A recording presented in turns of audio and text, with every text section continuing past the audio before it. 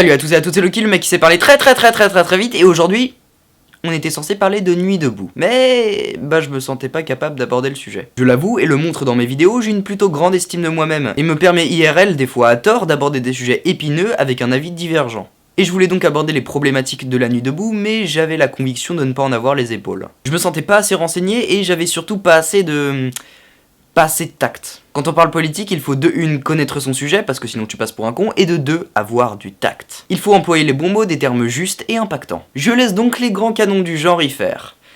Allez checker, hein, c'est vraiment ouf ce qu'ils font. Je suis donc rentré bredouille en ayant abandonné l'écriture de cette vidéo, j'ai pris le métro et j'ai trouvé mon nouveau sujet. Bonjour à tous et à toutes, et aujourd'hui j'avais juste envie de vous faire une petite remarque. Le métro, repère à sans âme. Ce titre peut paraître étrange et limite un peu hautain, mais c'est véritablement ce que je pense, et c'était pour moi la meilleure manière de l'exprimer. Puis quand on y repense, le métro est quand même un endroit assez intriguant. Une énorme boîte en longueur où se confinent 1 voire 2 minutes plusieurs humains inconnus de différentes castes sociales. Enfin, que dis-je, humains inconnus ? Amérantes à la limite, tous rivés dans leurs activités du quotidien qu'ils pratiquent là à cause de l'ennui. L'ennui qui est une pratique très courante, j'y ai moi-même fait face. Mais malheureusement cet ennui n'est jamais comblé ou que très peu comblé par de la communication. L'humain a peur de la rencontre. Si un vieux monsieur vient te parler, tu te caches les yeux et tu fuis. Cette pratique de ne pas parler aux inconnus, je l'ai jamais vraiment comprise. Si un vieux monsieur vient te parler dans la rue, c'est pas forcément parce qu'il va te violer, c'est des fois juste parce qu'il se sent seul. Il faut être prudent mais pas non plus fermé. Une fermeture assez permanente des gens que j'arrive pas à comprendre. Revenons sur le cas du métro parce que j'ai un peu débordé, comme à mes habitudes.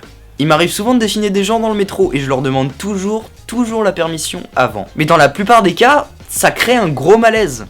Oui, allez-y, hein, dessinez-moi. Allez, je reste comme... de profil. D'accord. Il est... Sacré garnement.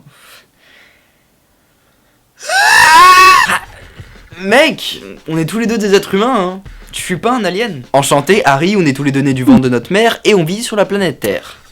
Et finalement, on n'est pas si différents. Et du coup, c'est encore plus gênant quand un type va se lâcher dans le métro. Un mec se lance sur la scène et il commence à chanter faux du Jean-Jacques Goldman. Des gens rigolent, d'autres le méprisent, mais personne ne se rend compte du vrai talent de cet homme. C'est quand même une personne qui s'élance dans la beauté sentimentale la plus pure du monde, le chant. Et moi aussi j'en rigole, mais j'ai surtout envie de l'applaudir pour avoir mis un peu de vie dans ces gens tout gris. Je vous remercie d'avoir regardé cet épisode de Remarques avec une écriture un peu remodelée, j'espère que ça vous a plu. Encore une fois, n'hésitez pas à commenter votre avis et vos expériences personnelles dans les commentaires, ça m'intéresse fortement. Et continuez de réfléchir sur ce que vous ressentez. Salut.